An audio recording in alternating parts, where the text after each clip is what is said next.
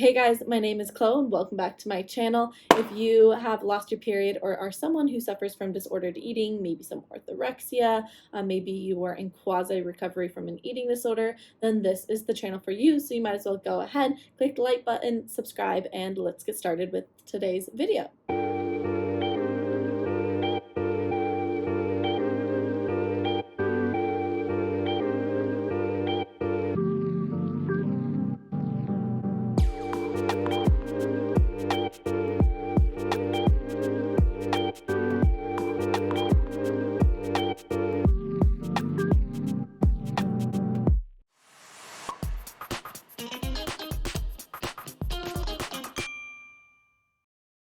So today is actually kind of a sad video. Yesterday I was scrolling on Instagram just trying to find a video to watch, and I came across, oddly, I don't know how this just like randomly popped up because it's so not my normal algorithm, I'll put it that way. But this video of this girl named, and I'm going to get it wrong, so let me read it. Odalis Santos Meno. She's this 23-year-old girl from Mexico who was a bodybuilder and fitness influencer. She died at the age of 23 years old. And I wanted to chat about it because I was listening to it and I was like, wow, I feel like there's a couple good points here to make from this. And I first off just want to say condolences to this family. This is a ridiculously sad event, and I'll go into kind of what happened with her, but my heart goes out to them. This is extremely sad, and I just cannot even imagine. Like, when I was going through her Instagram account, I was like, oh, like, I can't imagine being like her mom and going through all of her like Instagram account and all of her stories and things like that. And like, whew, that is hard. So let's chat about this, because about a month ago, I came up with a video right here that was called The Dark Side of Bikini Competitions. And we talked about how bikini competitors can often be very unhealthy.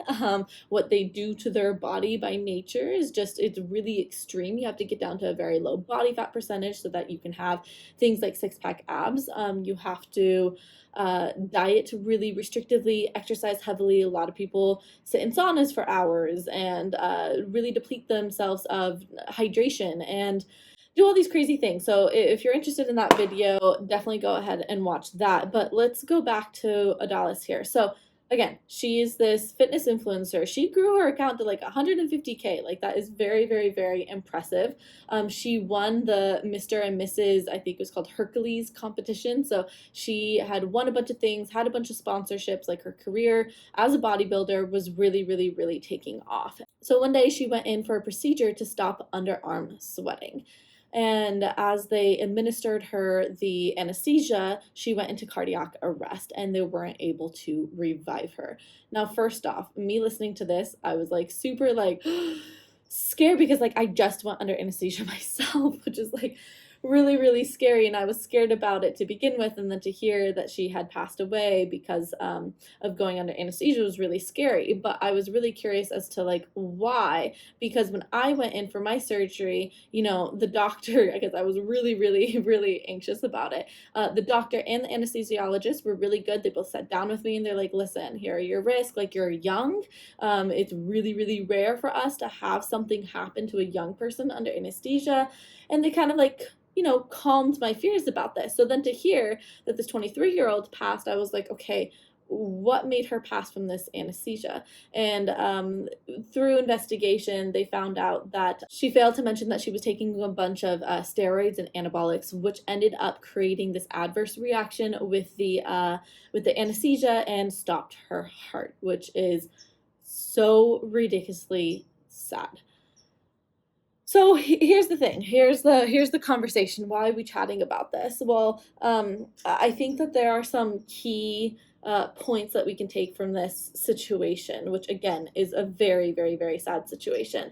But one, and again, if you listen to that video that I created, you'll hear my thoughts on bikini competitions and how I'm kind of against them, because wow, it puts so much stress on your body. And I think a lot of us see these pictures of these girls who do bikini competitions and we are jealous of them. We think it's admirable. We want to look that way. And I think we forget that One, they're putting their body through an intense amount of stress and strain via the diet and the exercise, but two, that a lot of those girls and men in the space, they get to look that way because of steroids and other things that they are taking.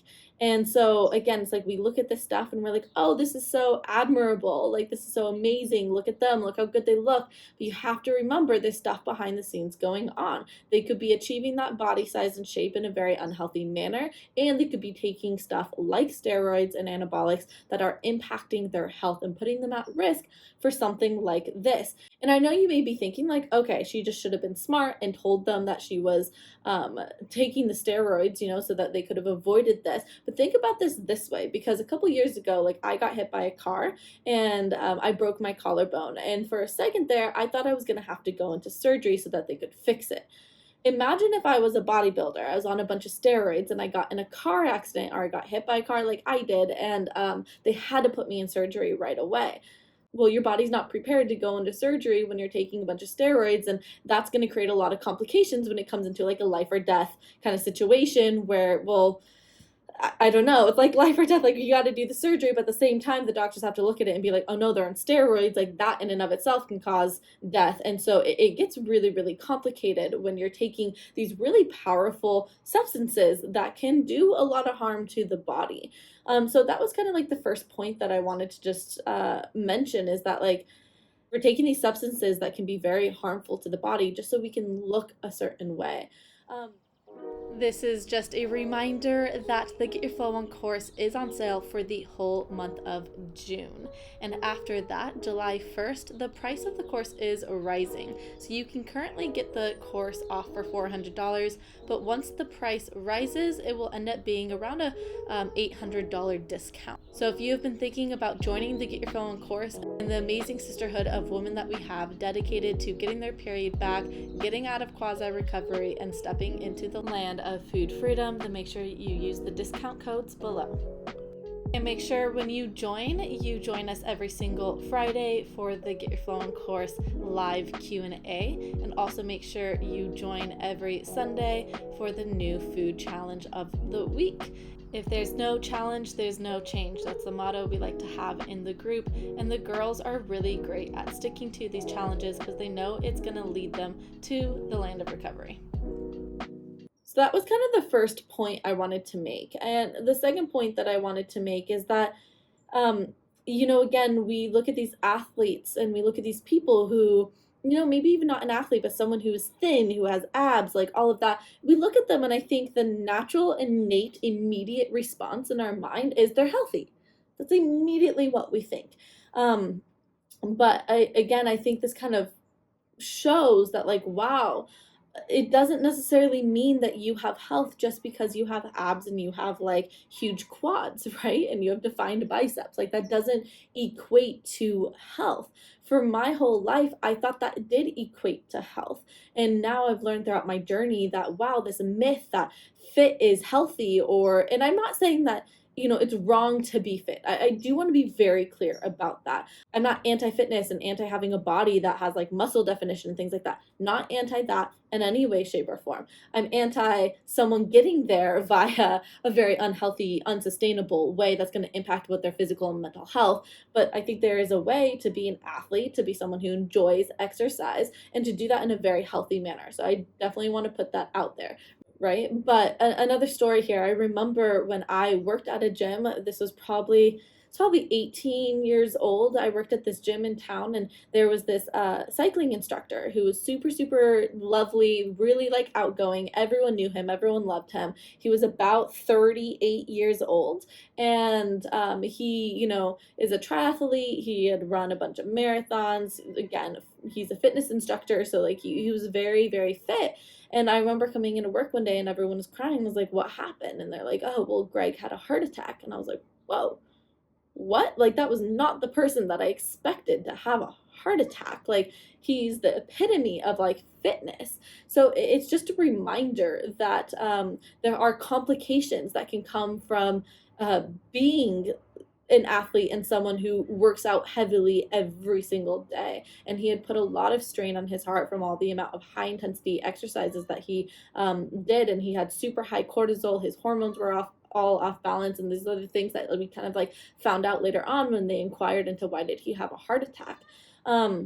And so I definitely wanted to bring that point up so that we can remind ourselves that just because someone doesn't have muscle definition doesn't mean that they are automatically unhealthy. And just because someone has muscle definition doesn't mean that they automatically are healthy, okay? There's a lot more going on when it comes to health. And I think it's really important to remember that, so that, if we are someone who values health, like I value health, like I value health.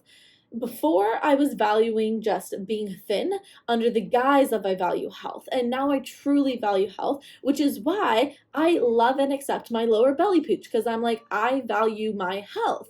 And so I understand that for me, I'm not healthy when I don't have a lower belly pooch, and I don't have a period when I don't have a lower belly pooch. But when I do, when I have a little bit more body fat percentage on me, I am healthy and I have balanced hormones. And so I needed to come to acceptance that that is where my body wants to be for health. Someone else can be naturally super lean and do all that stuff and have a menstrual cycle, and great. There's nothing wrong with that. Do you hear that? Like, what was wrong about me getting to that place was it wasn't my body's natural place it wanted to be. And I was doing very unhealthy things to maintain that.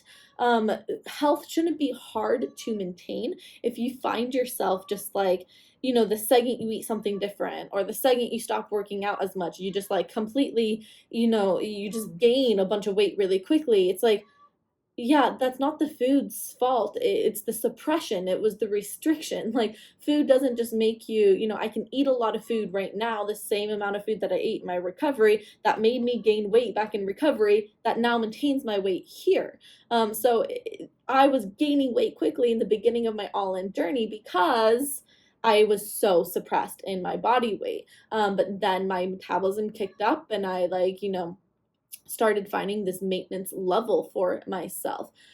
So just a reminder that life is short. You can go at any point and things happen. And also, fitness doesn't just save you from those events happening. And when you are unhealthily doing fitness, you can even, in fact, put yourself at risk for many of these things that drove you into fitness in the first place, like maybe like a fear of diabetes or heart attacks or cancer or things like that. It's very interesting when we get too intense, though. All those things that we are trying to get away from, we actually now have an increased risk too. So diabetes and heart issues and things like that, when we have unbalanced hormones, when we are stressing out our body by working out too much, we can put ourselves at risk for those things. One last thing I want to mention here, I kind of alluded to it before, but surgeries need to happen from time to time. No one plans that they're going to have to go into surgery. I've had broken bones. I broke my nose. I've, been asked to go into surgery many times. And a couple years ago, when I broke my nose, I was in a very unhealthy place where I chose to not do surgery. I'm so grateful that this was elective. I definitely needed to do it because I couldn't breathe out of my nose, but like, I was going to survive if I didn't get surgery right then and there. And I had to wait until I felt like my body was strong enough to go through surgery. Surgery whacked me upside down. Literally, I'm still dealing with a lot of the negative effects from surgery, or I should just say from how much surgery and then the whole kind of just rehabilitation after, how much that drained me. This is intense. This is very, very intense. And so you have to be prepared for that. And I think, again, I wasn't expecting to get my nose broken. I wasn't expecting to get hit by the car and have my shoulder broken. And luckily I didn't have to do surgery, but my brother just got shoulder surgery literally last week. He was skateboarding, he like tore his whole ligament and he had to get surgery. And so it's like, life happens and you have to get surgery. You better hope that you are in a healthy enough body to get surgery. Otherwise, there could be severe consequences, like it's sadly in this case, which led to death.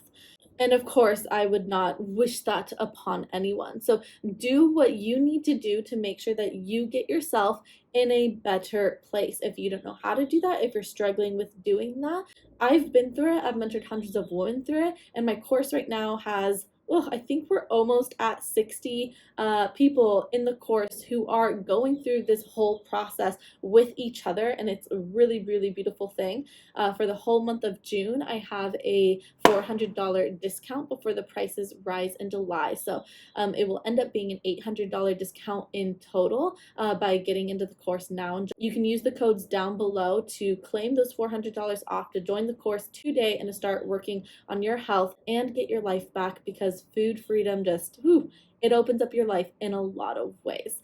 All right, guys, I'm going to see you in my next video. But again, make sure that you subscribe so that you know when I come out with a new one.